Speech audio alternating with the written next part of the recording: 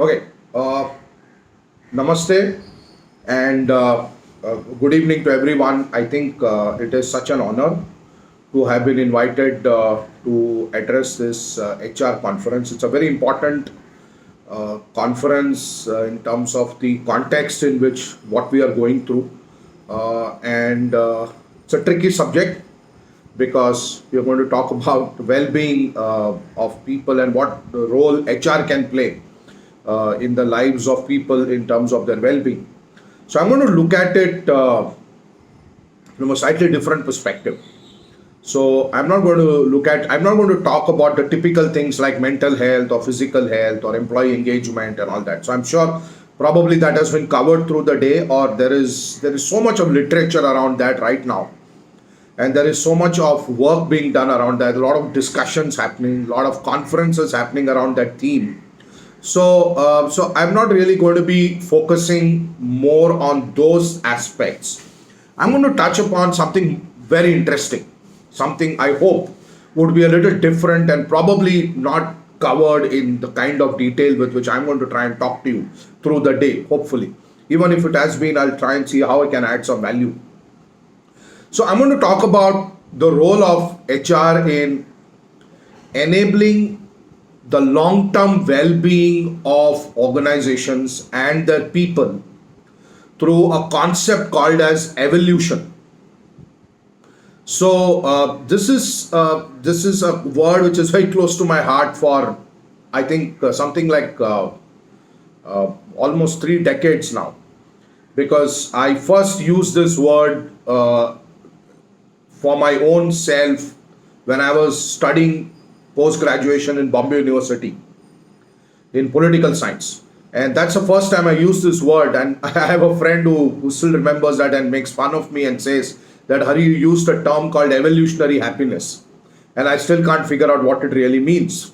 So I used this word evolution long back in my life. And somehow I'm started to realize the importance of this word in today's world. And I'm so delighted that I'm talking to some amazing management students who are looking forward to growing themselves in their career intellectually. So I'm going to be really focusing not so much on how you can develop your career, but more in terms of how you can develop your own self and what's the role that HR can play in the process. Because when you are taking care of yourself, when you create your own self, you are going to create success automatically. Success is something that will come to you if you are creating yourself, if you are kind of developing yourself. And what's the role that HR, human resources, can play today in enabling people to become better human beings? And I think that's the key. That's really the key. And HR for me, I've always been a learning and development professional. I actually interestingly started my career as a journalist, and then I moved on to training because that was always my passion. So I've been a training professional now, a full-time training professional for more than 2 decades. And so it's I've spent most of my career, my time in learning and development, and also now as an entrepreneur in the last 11 years, running my own organization, Hariharan School of Success Education, HSSE. And for me, the key has always been how can you empower people in a way that they take responsibility for their own self-development, for their self-growth. And if you see what's happening in the world around us today, where this whole the rat race has got us into.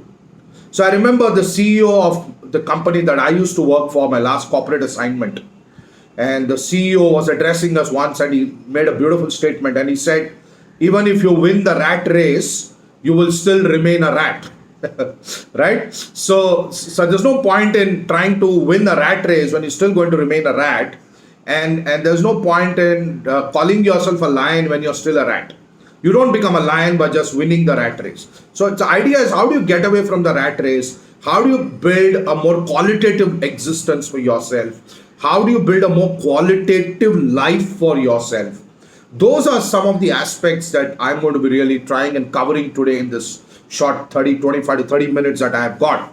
And I'm so delighted that I've got a student audience, and I would like to share some perspectives with you. I love talking to students because you are not the future of this country. Like a lot of people say that you are the future of this country. Not at all. I think you are very much the present of this country. This country is driven, run by what you think, how you behave, and it's all about the millennials. We have more than 50% of our Indian population which falls in the working millennial category, which is a very, very large number.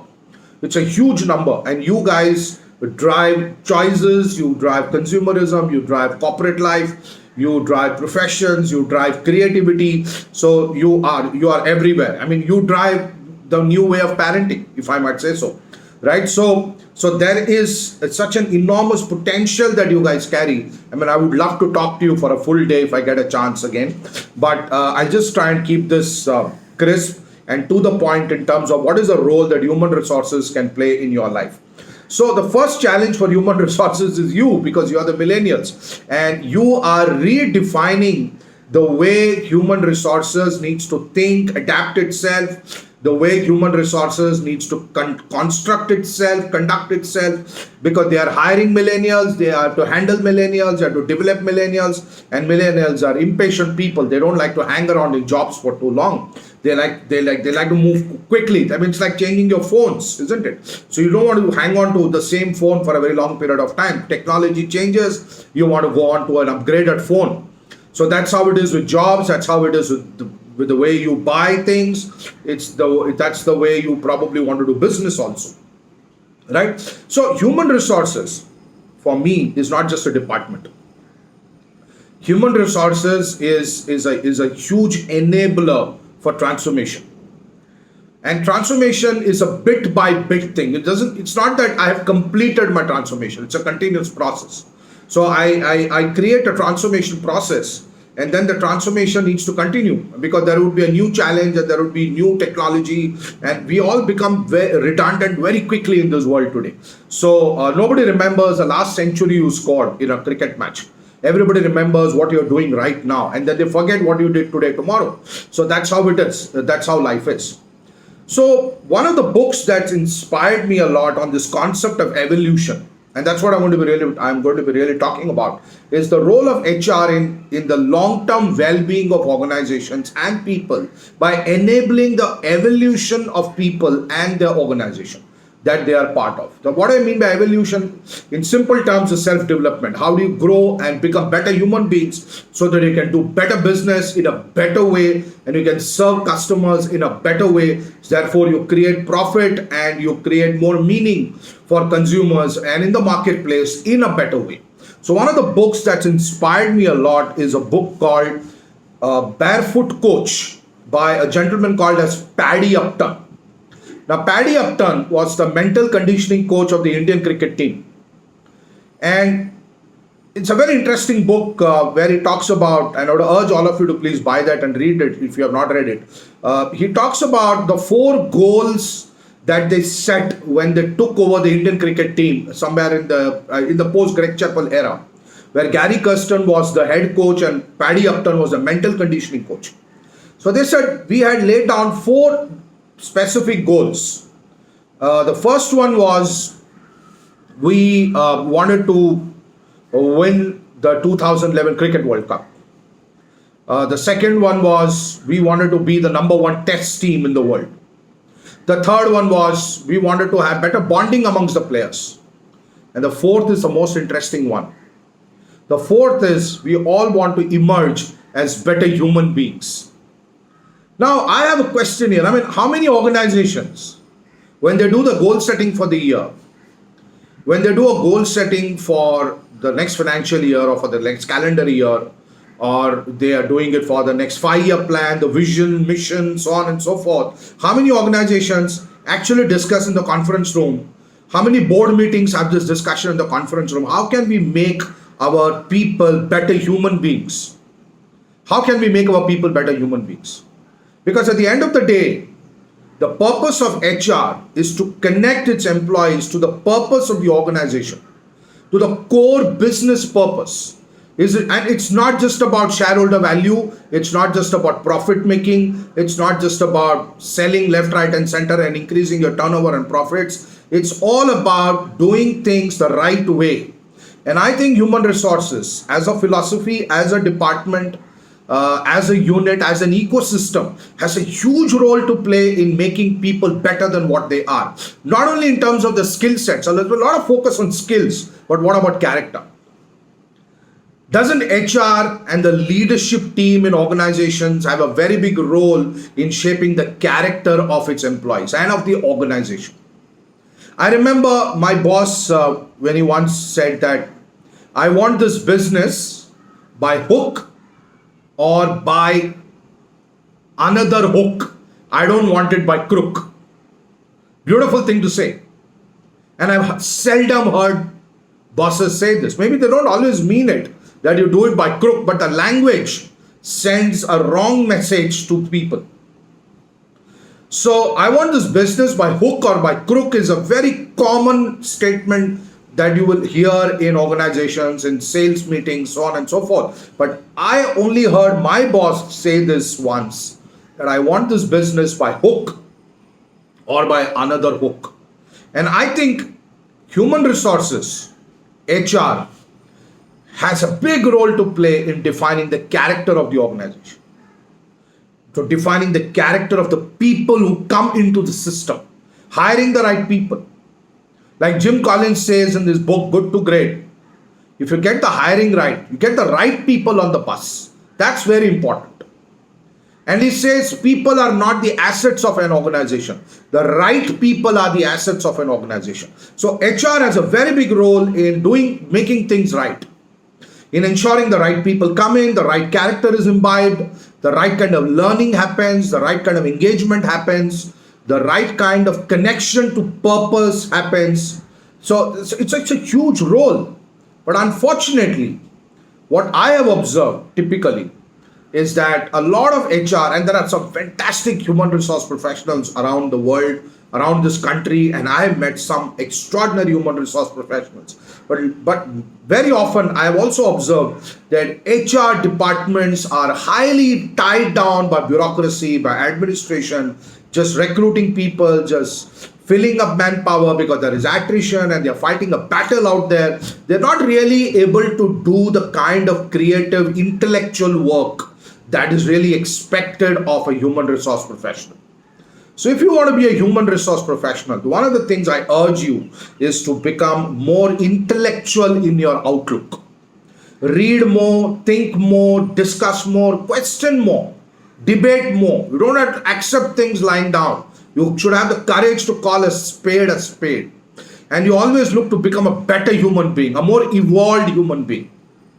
And I think that's where the core role of HR lies. Forever. It's not just about the pandemic situation. It's forever.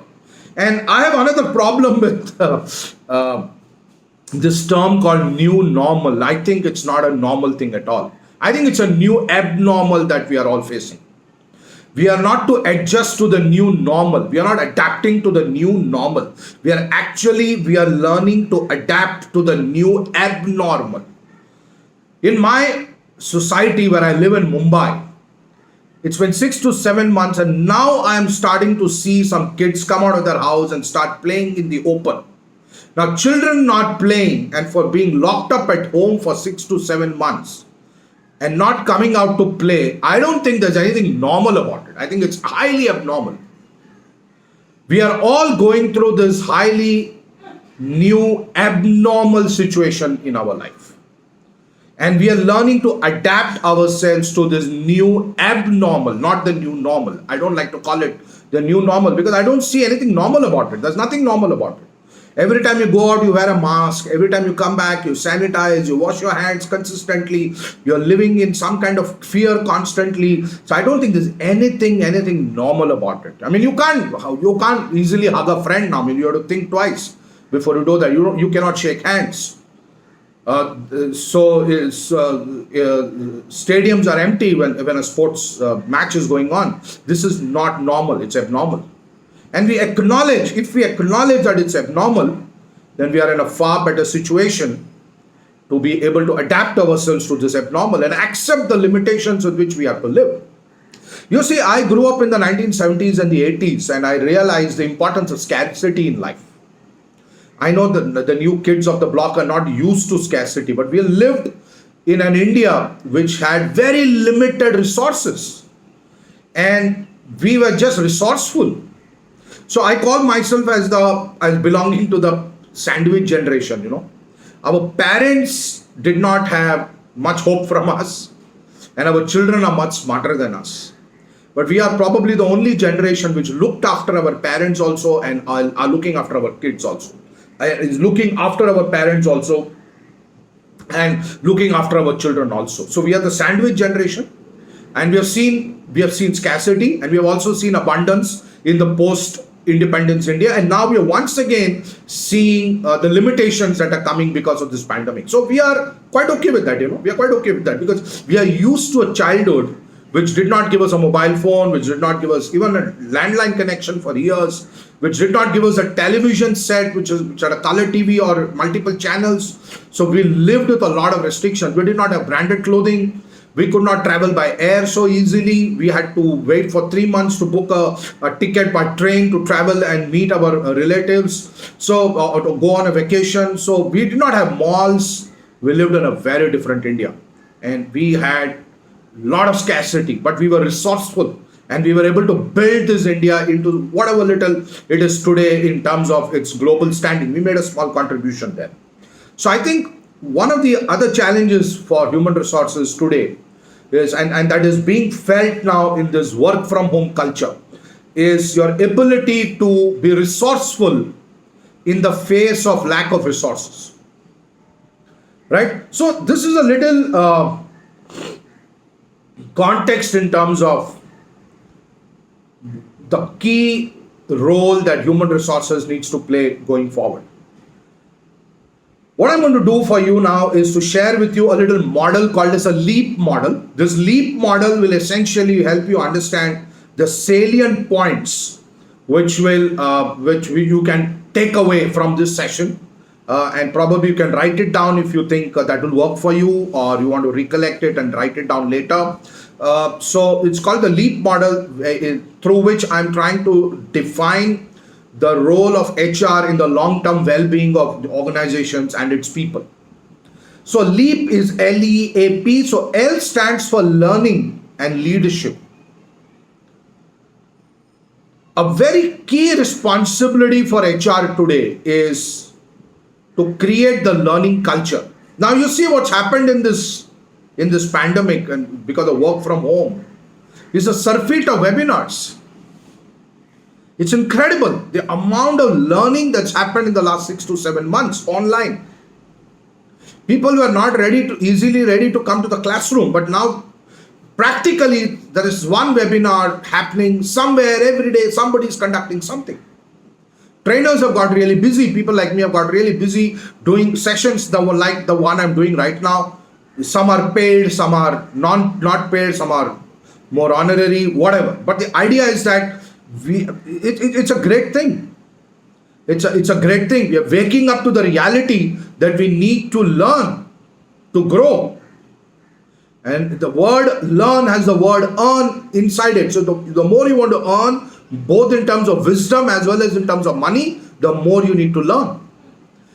HR has a key role in creating a great leadership culture. Now,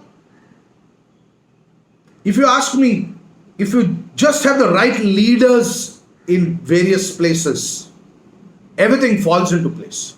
The problem is we don't have the right leaders in various places. Whether it's a political space, it's a corporate space, it's sometimes even the family space, it's a social space. We need to constantly keep creating good leaders, and as they say, you always get the leader that you deserve. So we need to constantly creating great leaders within the organization.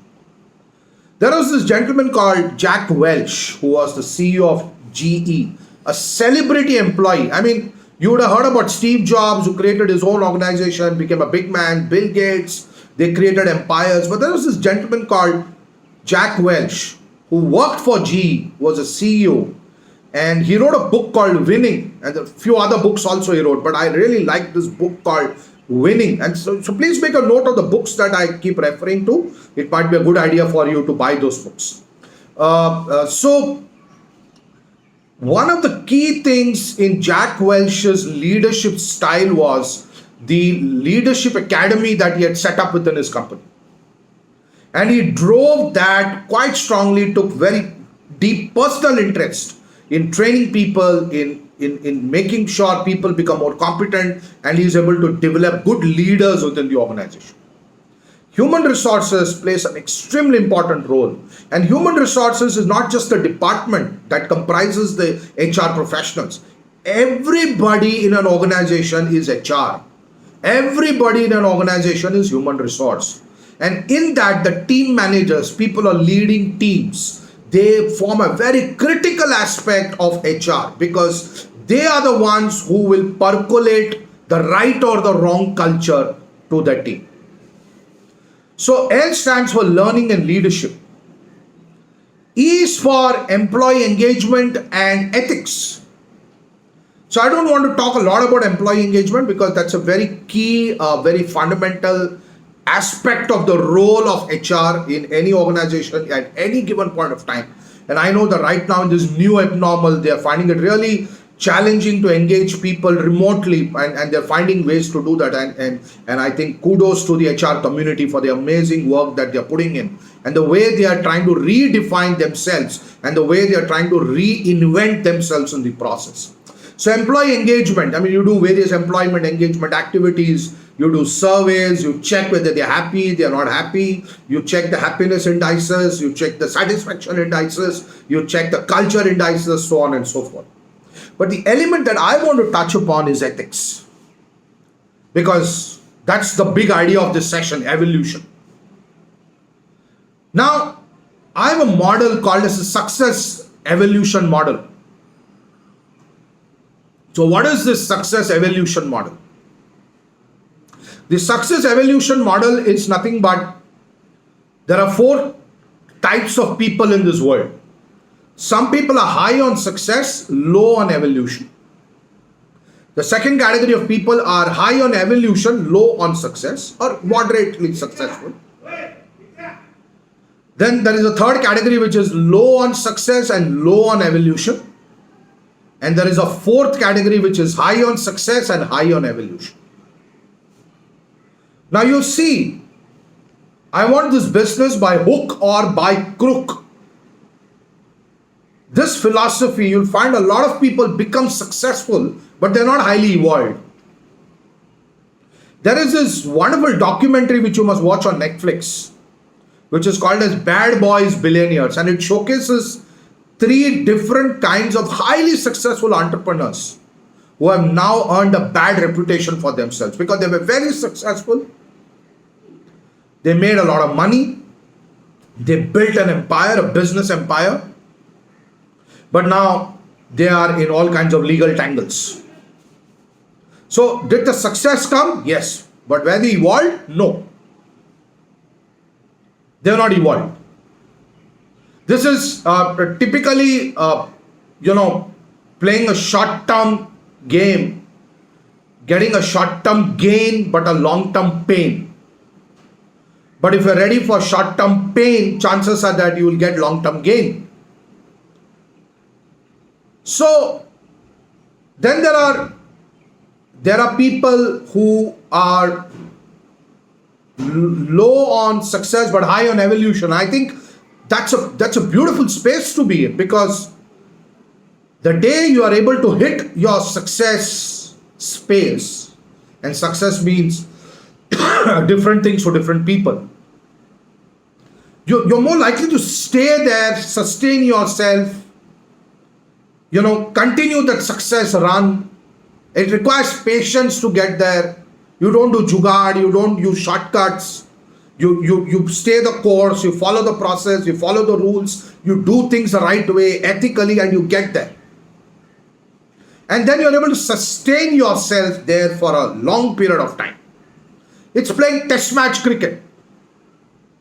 There's a lot of fun in this T20 cricket, but the real game of life is test match cricket. When my super boss once told me that, Hari, you have to build your career not kilometer by kilometer, but inch by inch.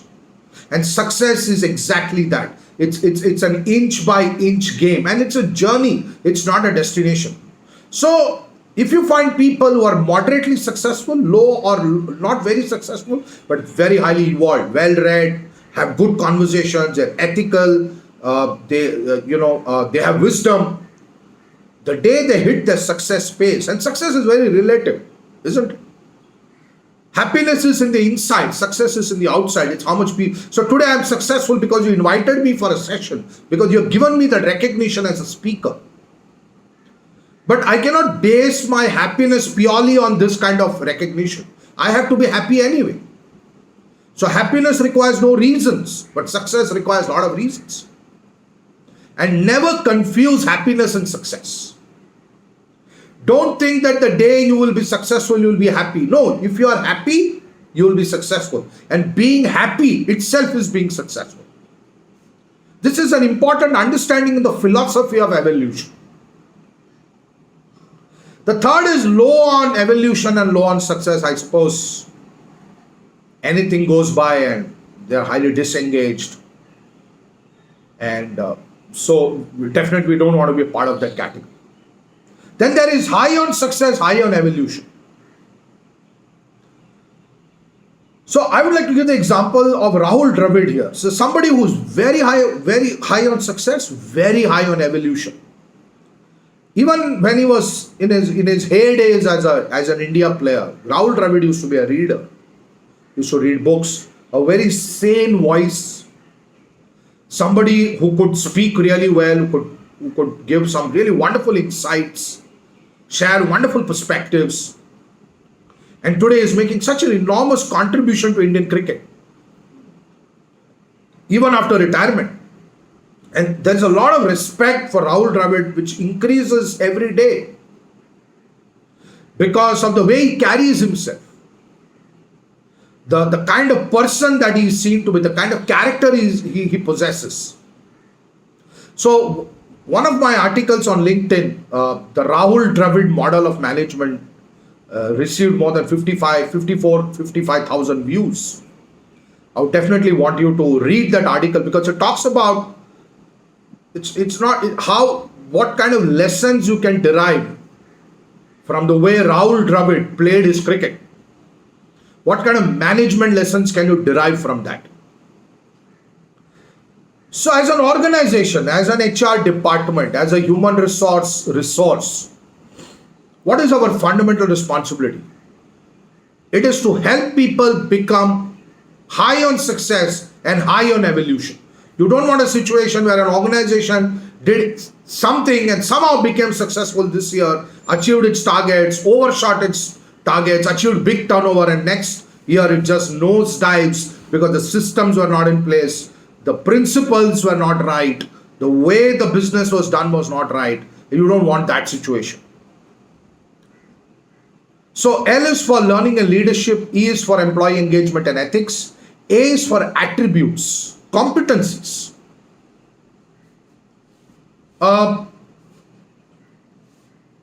One of the challenges for HR always has been this conflict with sales.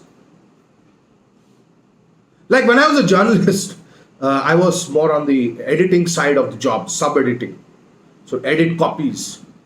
So there is always this conflict between the guy who wrote the copy and the guy who edited the copy. The reporter versus sub-editor. But really in an organization, it's not about reporter versus sub-editor. It's always the reporter and the sub-editor.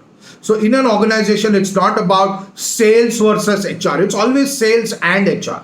It's a collaborative model. It's a collaborative approach. It's a collaborative attitude in life. So, however, this conflict exists. And why does this conflict exist? Somewhere I think HR needs to take responsibility for it and say that how can I create a better business connect? How can I link things to the business language apart from the competency language? And how can I show, and it's not going to be easy, just I'm saying that so things will start changing from tomorrow. It's not going to happen that way. It will require persistence. And of course, the business side of things also need to, the sales side of things also need to kind of align themselves a little better. It works both ways, but somebody has to take the initiative. So I think when you show sales and when you show overall business, how competency development can aid in profits or in enhancing the bottom line, when you start talking that language a little bit more frequently than probably what HR guys do, I think that will get the HR guys a lot more acceptance within the organization. I think that's important. To work as a team, you need acceptance. You can't get away from that. And this perennial conflict between sales and HR is not good, it's not healthy for an organization. So that's why I always urge non-sales people to learn sales. Because if you don't know sales, and you got to understand that sales is the fulcrum of everything that happens in an organization. If there are no sales, there is nothing, that the organization cannot exist. So while you are not a frontline salesperson, and not everything that a salesperson might do might be acceptable sometimes, but you've got to understand how difficult it is to get business from the market. So you've got to, as an HR professional, you've got to have empathy and you've got to learn selling. You don't have to sell, but you have to learn selling. Do a few field calls. Understand the pain of rejection. They get rejected every day. I'm 11 years, I'm in entrepreneurship. And before that also I was doing sales training. So I mean, you live with sales rejections every day. Every single day of your life. And that's not something that everybody appreciates and understands about what a salesperson goes through in his life. So the best way to build that bridge is to know what they are doing, be with them, understand their pain, talk their language, and slowly get them to your side of the story. But for that, you first got to also be on their side of the story. So build competencies within the organization. Salespeople also need a lot of competencies. So that's where the other interesting unfortunate conflict exists sometimes between HR and training. I mean, there are two sides of the same coin. Why should ever there be any kind of conflict between HR and training? But it exists. And you need to find ways to resolve that, because ultimately even a salesperson needs to be trained on various soft skills. I believe every skill somewhere boils down to your ability to deal with people and your ability to execute what are called as soft skills. Though they are actually essential skills: communication, public speaking, presentation skills, how you present yourself, grooming, so on and so forth. You see, my profession is so lovely, isn't it? There is so much to learn every day. There is so much to share every day. So competency development, developing the overall attributes of an organization, both from a character perspective, from an attitude perspective, and also from a skill perspective. And competency is a combination of will and skill. Many people think competency is only capability. No, it's also about will. I may have the will to do something, I may not have the skill to do something, but it's much easier for me to acquire the skill rather than if I am very high on skill but I don't have the will to do it. Isn't it? So again, the competency model has four aspects: high on will, low on skill, low on will, high on skill, low on will, low on skill, and high on will, high on skill. So that's the utopia, right? That's the self-actualization. The high on will and high on skill, which is the aspiration for every organization to get there. And I think HR can be an enabler there. And the last is P in the LEAP model, which is performance enabling. HR can play a massive role in performance enabling. And that's where you can establish a much better business connect. If you can coach your leaders on how a great review can enhance the team members' performance, I think they'll see a lot of value in that. They need to see value in what you give. If you can coach them on coaching, you can coach them on mentoring, you can coach them and make them little trainers within the organization. Every manager needs to train, needs to teach, needs to share, needs to communicate. And building that culture of learning and performance. And you see the L and the P are directly correlated. And you probably want to do a little research and you may be able to figure this out. That highly learning relevant, of course the learning has to be relevant. Highly learning oriented organizations have a very, very good chance of becoming highly performance driven organizations. Because learning engages the mind. It gives you new ideas. And learning is not just about putting people in the classroom. Learning is about having the attitude to learn on the job. As you do, you keep getting better and better at that. By introspection, by analysis, so on and so forth. By getting feedback. So it's a massive subject. It's a vast topic where I can talk about the role of HR in enabling organizations to become better, well-being of organizations. But what I've tried to do for all of you is give you a condensed version, a little model which you can take away with you, which is LEAP, Learning and Leadership, Employee Engagement and Ethics. And the need of the hour is ethics. It's to do things the right way. Because the kind of mess that the world has fallen itself into is all because of exploiting nature. And you know that when nature hits back, you are powerless. You can't do anything.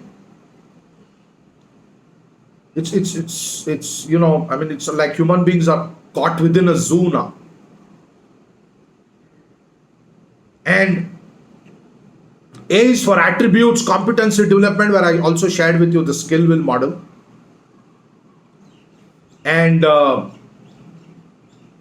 P is for performance enabling, creating coaching mechanisms, training mechanisms, review mechanisms, feedback mechanisms, mentoring mechanisms. It's a massive role. It's a massive role. And what better than the HR profession? Not that other professions are bad, I'm just saying, but what better than the HR profession when you get so much to do with people? And people come with all kinds of temperaments. People are very fascinating. They are unpredictable.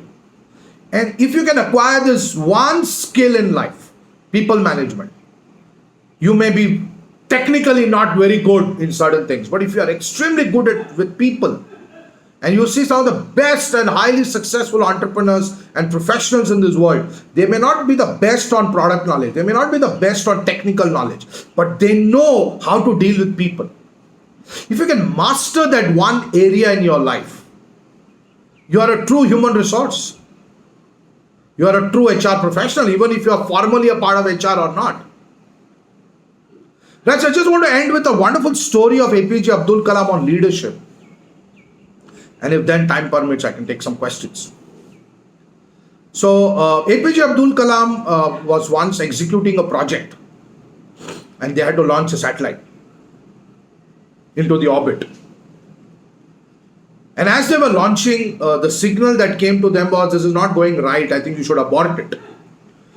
But Dr. Kalam, as a project director, took the decision and he said, let's do it. But unfortunately, it did not take off and that project collapsed. It crashed. So he had to now address a press conference. They had failed. So he had to now address a press conference. So as he was about to address the press conference, his boss Satish Dhawan said, you don't worry, I will handle this press conference. And when the question was asked, who is responsible for the failure, Dr. Satish Dhawan said, I take responsibility for the failure because I am the head of the team. But I assure you in the next few months, we'll be back and we'll do a great job. So he protected Mr. Abdul Kalam in a situation which was a little embarrassing for him. Few months later, the project was successful. And this time again there was to be a press conference. And this time Satish Dhawan, Dr. Satish Dhawan asked Dr. APJ Abdul Kalam to address the press conference. And he himself took a back seat. Now what a great quality of leadership. When the blame was to be taken, he took it all upon himself. But when the credit had to be given, he gave it all to his team members. That's the greatness of great leaders. So ladies and gentlemen, I hope I could add some value to your life through this little session that I had. I once again thank all of you for the invitation. It was a real pleasure talking to you, and God bless all of you, and thank you very much.